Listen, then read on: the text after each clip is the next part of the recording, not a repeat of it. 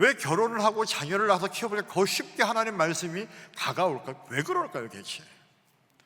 그 이유는 성도는 하나님과의 관계에 있어서 기본적으로 어떤 관계입니까? 하나님과 자녀의 관계이기 때문에 그렇다라고 하는 것입니다. 우리가 이 성경을 읽을 때에도 하나님과 자녀의 관계 속에서 우리가 이 말씀을 바라보면 더 쉽게 다가오고 또 이해될 수 있다라고 하는 것이죠. 여러분, 그렇다면 성도와 하나님과의 관계가 그렇다고 한다면 그럼 그 성도는 대체 누구일까요? 성도는 무엇입니까? 저와 여러분께는 성도입니다. 그렇죠?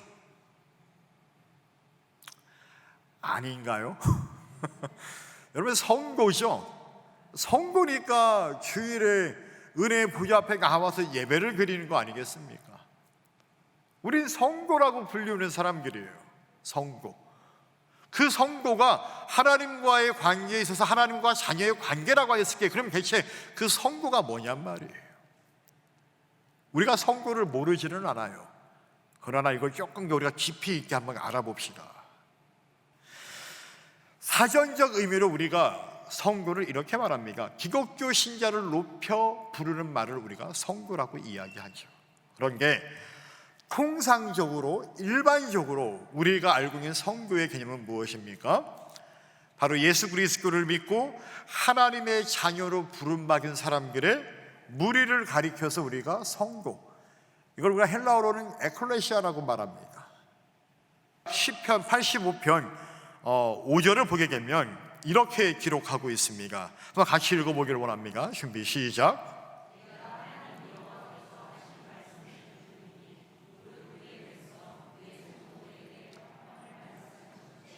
그들은 가시 어리석은 대로 돌아가지 말지로다. 아멘. 이 시편 말씀을 가만히 보게 되면 이렇게 말씀합니다. 내가 하나님 여호와께서 하실 말씀을 들으리니 무릇 그의 백성, 그의 성도들에게 라고 그렇게 표현하고 있습니다.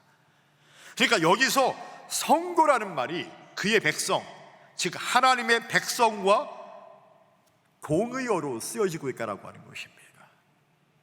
이것을 근거로 볼 때 이 성도라고 하는 말은 그 사람이 어느 정도 우리가 딱 봤을 때 이 사람은 경건한 사람 같아. 다시 말하면 스스로가 나는 좀 경건한 사람이야, 나는 좀 구별된 사람이야 라고 스스로 그렇게 여겨서 우리가 구별되고 경건한 자라고 하는 것이 아니라는 얘기죠. 그러니까 어느 정도 그 사람이 거룩하고 경건성이 뛰어나기 때문에 붙여진 것이 아니라고 하는 것입니다. 왜냐하면 신약성경 로마서의 말씀에 의하면 경건한 사람, 즉 의인은 하나도 없기 때문에 그렇다라고 하는 것입니다. 다만 경건하지 않은 그 사람을 하나님께서 당신의 주권적 의지를 가지고 세상 가운데서 열에 하나 만에 하나 그 사람을 성도로 선택하시고 부르셨기 때문에 우리가 성도로 불리워진다라고 하는 것입니다. 따라서 에베소서 2장 8절의 말씀을 보게 되면 사도 바울은 이렇게 기록합니다. 너희는 그 은혜에 의하여 믿음으로 말미암아 구원을 받았으니 이것은 너희에게서 난 것이 아니요 하나님의 선물이라. 다시 말하면 내가 스스로 경건해서 내가 어떤 공적을 쌓아서 내가 의롭게 되어서 당신은 거룩한 성도로 불렸다라고 하는 것이 아니라 하나님의 주권적 의지로 내가 죄인이지만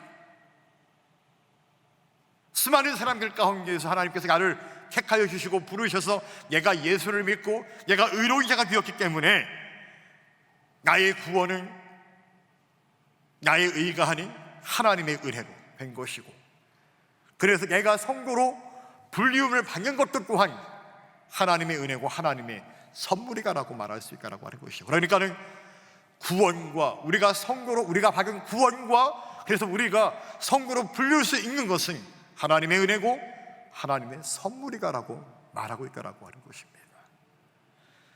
이렇게 성도라고 하는 지위는 하나님께서 부르셨기 때문에, 하나님이 콜링했기 때문에 얻어진 것이다 라고 하는 것입니다. 성도란 세상 가운데에서 하나님의 주권적 택하심으로 부르심을 받은 모든 예수 믿는 자를 가리킵니다. 그리고 더 나아가 이 글은 고린도전서 1장 2절의 말씀처럼 곧 교회가 된다라고 말할 수 있습니다. 우리 다시 말씀을 한번 같이 읽어볼까요? 고린도전서 1장 2절의 말씀입니다. 고린도에 있는 하나님의 교회 곧 그리스도 예수 안에서 거룩하여지고 성도라 부르심을 받은 자들과. 아멘. 하나님의 교회 곧 누구라고요?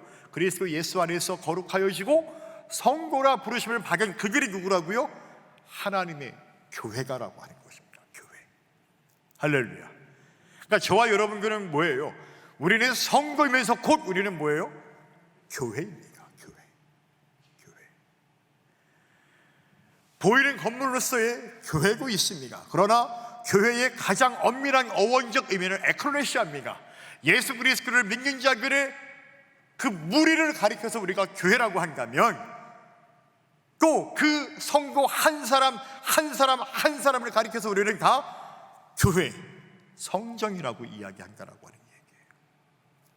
그래서 저와 여러분들의 삶이 참 중요하다라고 하는 것입니다. 여러분들 각자의 삶의 자리에서 여러분들의 삶이 그래서 참 중요하다라고 하는 얘기예요. 왜? 여러분들은 교회이기 때문에 그렇습니다. 그래서 세상의 사람들은 여러분들이 조금만 말을 잘못하고 왜 예수 믿는 사람이 저렇게 말할까? 왜 교회가 저럴까? 이렇게 비난하고 조롱하기도 합니다. 여러분, 그래서 믿는 자들은 교회 안에서만 교인이 아니라 교회 밖에서도 확실한 교인이 되어야 합니다. 왜냐하면 여러분들의 그 삶, 여러분들의 그 삶의 행위, 여러분들이 사용하는 그 언어, 그것을 통해서 여러분들이 하나님의 이름을 드러내고 영광 돌려야 하는데, 믿는 자가 오히려 은혜롭지 못한 행위를 하고 언어를 사용한다면 그것은 하나님의 이름이 오히려 망령되게 일컫게 되어지는 결과를 초래한다라고 하는 것이죠. 이렇게 교리적 관점에서 우리가 성도가 된다라고 하는 것, 다시 말하면 성도, 하나님의 백성이요, 거룩한 자요, 경건한 자요, 부름받은 자요, 얘가 교회라고 하는 이 성도가 되었다고 한다면 이 성도는 곧 누구냐? 결과적으로 하나님의 자녀가 되었음을 이야기합니다. 그래서 요한복음 1장 12절의 말씀을 보게 되면 우리가 잘 아는 말씀이죠. 영접하는 자 곧 그 이름을 믿는 자들에게는 하나님의 자녀가 되는 권세를 주셨으니라고 그렇게 요한사도는 우리에게 말씀을 증언합니다. 즉 저와 여러분들이 성도로서 하나님의 자녀가 되었음을 증언하는 것이죠. 한번 따라해 봅시다. 나는 하나님의 자녀가 되었습니다. 할렐루야. 여러분, 정말로 여러분들 스스로가 나는 하나님의 자녀가 되었습니다 라고 그렇게 스스로 인식할 수 있기를 간절히 주님의 축원합니다. 저와 여러분들이 성도로서 하나님의 자녀가 되었다라고 하는 것은 무엇보다 중요한 이 한 가지가 있습니다. 그것은 뭐냐면 우리가 하나님께 무엇을 당당하게 구할 수 있는 형과는 관계가 되었다라고 하는 것을 의미하기도 합니다. 우리가 성도로서 하나님의 자녀가 되었으니까 당당하게 우리의 아빠, 아버지 되시는 하나님에게 무언가를 당당하게 구할 수 있는, 즉 기도할 수 있는 관계가 되었다라고 하는 것입니다. 그래서 오늘 본문의 말씀처럼 요한사도는 우리에게 이렇게 증언하죠. 요한일서 5장 15절의 말씀에 우리가 무엇이든지 구하는 바를 들으시는 줄을 안즉 우리가 그에게 구한 그것을 얻은 줄을 또한 아느니라. 또한 예수님께서도 친히 하나님께 구하라고 우리에게 말씀하십니다. 우리 같이 읽어보기로 원합니다. 요한복음 15장 7절의 말씀 준비 시작. 너희가 내 안에 거하고 내 말이 너희 안에 거하면 무엇이든지 원하는 대로 구하라. 그리하면 이루리라. 아멘. 할렐루야. 여러분, 성도는 그래서 구할 수 있습니다. 구한다는 것은 곧 무엇입니까? 여러분, 기도하는 거예요. 하나님 앞에 구하는 거예요. 요청하는 것입니다. 지난 8월 달에 저희 막내 아들의 생일이 있었습니다. 생일, 중요한 날이죠. 1년에 한 번밖에 없는 생일. 아이들도 스스로 그것을 잘 인지하고 있습니다. 그래서 이 막내 아들이 1학년인 게 가만히 보니까 얘는 다 계획이 있었더라고요. 자기 생일날 그날 저녁 만찬은 삼겹살을 먹어야 되고, 자기의 생일 축하 케이크는 내가 좋아하는 초코 케이크로, 그 다음에 자기의 생일 선물까지 미리 다 준비를 해놨더라고요. 그래서 저한테 일괄 요청하더라고요. 제출을 하더라고요. 그래서 제가 그랬어요. 너는 다 계획이 있었구나. 너는 누구를 닮았냐. 아무튼 간에 다 계획이 있었더라고요. 그래서 제가 한마디 했어요. 야, 그런 게 너무 당당하게 요구하는 거 아니야, 정민아? 물어봤어요. 한가하는 말이 뭔지 알아요? 저를 딱 빤히 보면서 살짝 웃으면서 그 특유의 눈웃음이 있어요. 아빠 아들이니까. 아빠 아들이잖아. 그러는 거예요. 아빠 아들이니까 당당하게 내 생일날 선물은 이거고 식사는 이거고 케이크는 이겁니다. 아주 당당하게 요구하더라고요. 여러분, 그렇습니다. 그게 바로 아버지와 자녀의 관계고, 그것이 영적으로 우리의 아빠 아버지 계시는 하나님과 우리 성도의 관계가라고 하는 것이죠. 그러면 우리가 성도로서 아빠 아버지 계시는 그 하나님 앞에 그렇게 우리가 구하고 청구하고 기도할 수 있는 그 이유, 그 자격이 대체 무엇이란 말입니까?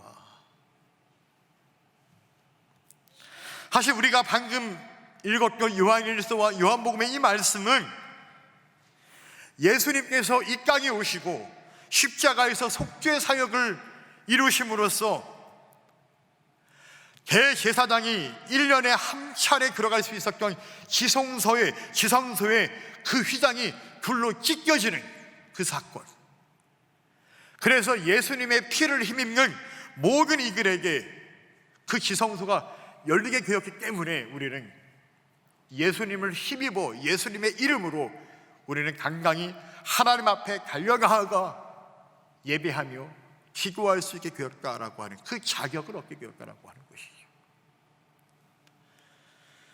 그래서 더 이상 우리는 유대교의 제사장처럼 중보자의 역할이 필요 없게 되었다라고 하는 것이죠. 다시 말해서 예수님께서 우리의 대제사장이 되셔서 우리는 그분을 의지하여 하나님 앞에 나아가서 예배를 드리며 구하며 기도할 수 있게 되었다라고 하는 것입니다.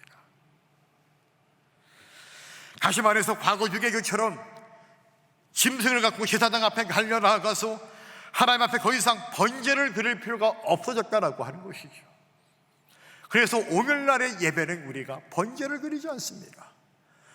초대교회는 예수님의 그 십자가의 사건, 부활의 사건 이후에 안식 후 첫날 부활하신 그 주일을 안식일로 지켜서 오늘까지 예수님의 부활을 찬미하며 기념하는 주님의 날로서 우리가 주일 예배를 지금까지 드리는 것이죠.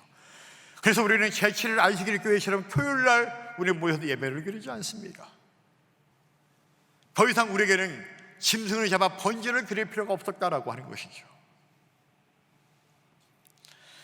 왜냐하면 십자가에서 예수님이 친히 한 마리 어린 양이 되시어서 우리의 모든 죄를 짊어지시고 죽으셨기 때문에 이 한 번의 제사로 우리의 모든 죄가 해결되었기 때문에 그렇다라고 하는 것입니다.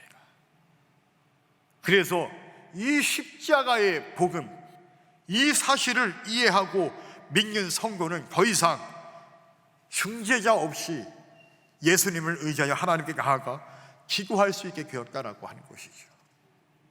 여러분, 오늘 우리가 그 예수를 힘입어서 은혜의 보좌 앞에 달려나와 예배를 드리고 기도를 드리게 되는 점으로 믿으시기를, 기억하시기를 주님의 이름으로 간절히 축원합니다. 그래서 과거의 한국 교회는요, 이 강단 앞으로 이 가운데에 바닥에 뭐가 있었냐면 카페트가 깔려 있었어요. 어떤 카펫이었을까요? 무슨 색깔? 제가 좋아하는 빨간 색깔. 저는 빨간색이 되게 좋아요. 빨간색 레드 카펫이 깔려 있었어요. 왜 그렇습니까? 그것이 무엇을 상징합니까? 바로 예수 그리스도의 피를 상징합니다. 원래는 모든 성도들이 다 그 예수 그리스도의 피를 힘입어서 주님 앞에 달려 나오는 거예요. 그래서 과거에는 한국 교회가 담임 목사님을 비롯한 예배 인사자들과 찬양자들이 한 줄로 서서 쭉 가운데로 달려 나오는 거예요. 그래서 자리로 들어가지 않습니까? 그것이 무엇을 상징합니까? 그 예배 인사자들과 찬양계가 모든 성도들을 대신하여서 주님 앞에 달려 나오는 거예요. 오늘날에는 우리가 레드 카펫을 깔지는 않지만 우리가 예배를 드리러 나올 때, 우리가 기도할 때는 적어도 그 예수의 피를 힘입어서 예수 그리스도의 십자가의 사건, 그 계속의 은혜를 힘입어서 우리가 나와 은혜의 보좌 앞에 달려 나와 예배를 드리고 기도하는 존재가 되었다라고 하는 것입니다. 그래서 성도는 기도해야 한다라고 하는 것입니다. 그래서 히브리서 기자는 이것을 우리에게 이렇게 증언합니다. 히브리서 4장 16절을 보게 되면, 그러므로 우리는 긍휼하심을 받고 때를 따라 공명 은혜를 얻기 위하여 은혜의 보좌 앞에 담대히 나아갈 것이니라. 할렐루야. 그 히브리서 10장 19절로 22절, 오늘 본문의 말씀이죠. 다시 한번 같이 읽어보기를 원합니다. 준비 시작. 그러므로 형제들아, 우리가 예수의 피를 힘입어 성소에 들어갈 감력을 얻었나니 그 길은 우리를 위하여 휘장 가운데로 열어놓으신 새로운 살 길이요, 휘장은 곧 그의 육체이라. 또 하나님의 집 다스리는 큰 제사장이 계심에 우리가 마음의 뿌림을 막아 악한 양심으로부터 벗어나고 몸은 맑은 물로 씻음을 받았으니 참마음과 온전한 믿음으로 하나님께 나아가자. 할렐루야. 그렇습니다. 예수의 피를 힘입어 성소에 들어갈 담력을 얻었으니, 전에는 오직 제사장만이 지성소에 들어갈 수가 있었어요.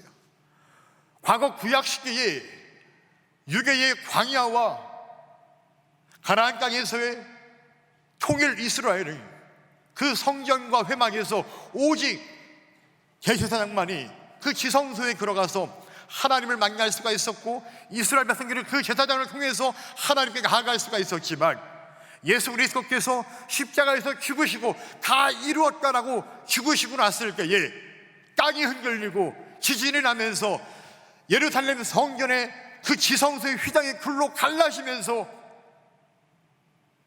모든 사람들은 예수를 의지하여 하나님 앞에 달려 나아갈 수 있게 되었음을 성경은 우리에게 증언하고 있고 말하고 있다라고 하는 것입니다. 그것이 바로 휘장이 불로 갈라진 의미가라고 하는 것입니다.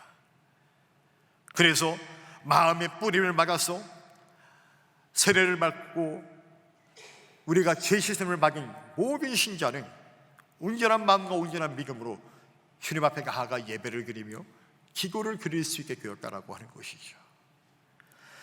따라서 성도가 기도해야 하는 이유는 이와 같이 예수님의 십자가의 계속의 사건을 공헌한다라고 하는 의미가 있는 것입니다. 그래서 우리가 기도해야 하는 것입니다. 여러분들이 기도하지 않으면 십자가 계속의 사건을 공헌하지 못하는 결과를 초래하는 것이죠. 그러나 여러분들이 기도할 때 얘가 기도하는 것은 십자가 계속의 사건을 얘가 공헌한다라고 하는 그런 의미가 있다라고 하는 것입니다. 그리고 이 점은 아직도 사제의 고해성사를 해야 하는 로마 가톨릭 교회와 정확히 구별되는 프로테스탄트 우리 개신교의 중요한 특징이고 요소라고 말할 수 있다라고 하는 것입니다. 그래서 우리는 고해성사를 하지 않는다라고 하는 것이죠. 때문에 만약 성도가 기도하지 않는다라고 하는 것은 어떻게 보면 단순한 신앙적 게으름 때문에 이렇게 말할 수도 있겠지만, 저는 이렇게 오늘 말씀드리고 싶습니다. 성도가 기도하지 않는다라고 하는 그것은 어떻게 보면 이 십자가의 복음의 그 체계를 아직 내가 전반적으로 이해하지 못했거나 혹은 성도로서의 그 권리와 의무에 대한 인지를 정확히 하지 못하고 있기 때문에 기도하지 못하고는 있지 않을까라고 하는 생각들을 저는 갖기도 합니다. 왜냐하면 저도 그랬었으니까요. 왜 기도를 해야 하는지 정확히 인지를 하지 못했었습니다. 목회신앙으로 오랜 시간 동안 교회를 다녔지만은 왜 기도를 해야 하는지, 기도를 해야만 해야 한가 라고 하는 습관만은 그렇지만 왜 그렇게 기도를 해야 하는지에 대해서는 정확히 말씀해 주시는 분들이 많지 않았습니다. 여러분에게 기도해야 하는 이유가 있습니다. 우리가 기도할 때 그것은 십자가의 복음을, 그 대속의 사건을 공헌하는 의미가 있기 때문에 우리가 기도해야 한다라고 하는 것입니다. 그리고 그 기도는 택함 받은 자의, 구원 받은 자의, 선거로 부름 받은 자의 특권이고 권리다라고 하는 것입니다. 그 특권과 권리를 하나님의 자녀로서 반드시 사용할 수 있기를 주님의 이름으로 축원합니다. 그걸 우리에게 하나님은 요구하십니다. 말씀을 정리합니다. 여러분, 다시 한번 여러분 잘 물어보겠습니다. 여러분들에게, 여러분들은 성도입니까? 정말 성도가 맞습니까? 우리가 정말로 성도의 의미를 알고 십자가의 복음의 체계를 여러분들이 이해하고 그걸 믿고 있다면 반드시 여러분들의 특권이자 권리, 그 기도를 꼭 행할 수 있기를 주님의 이름으로 축원합니다. 저와 여러분들이 예수 그리스도를 믿음으로 자녀가 된 하나님의 주권적 택정함으로 부르심을 받은 성도라고 한다면 이제 우리는 마땅히 기도해야 합니다. 아빠 아버지라 부르는 그 하나님께 마땅히 기도함으로. 그러면 어떤 기도를 하시겠습니까? 아까 제가 이야기했지만 처음에 여러분, 나라와 민족을 위해서 꼭 기도하여 주십시오. 그리고 이 교회를 위해서 기도하여 주십시오.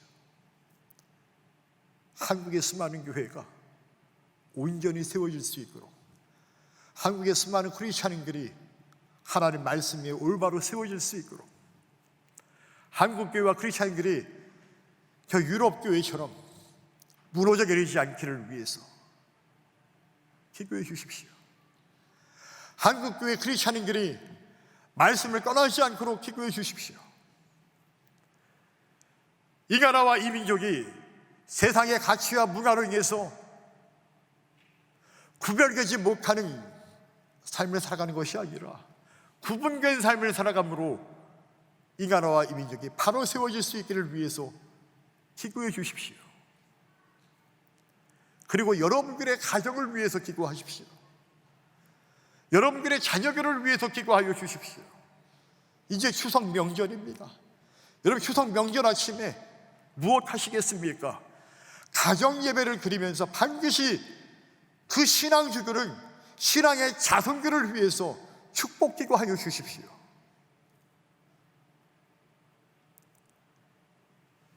그렇게 기도하실 수 있는 저와 여러분들과 우리 감명소망교회 되기를 간절히 주님의 이름으로 축원합니다. 왜? 우리가 성도이기 때문에 그렇다라고 하는 것입니다. 성도로서 기도함으로 온전한 교회를 이루시는, 그래서 주님께 영광 돌리는 저와 여러분들이 다 되시기를 주님의 이름으로 간절히 축원합니다.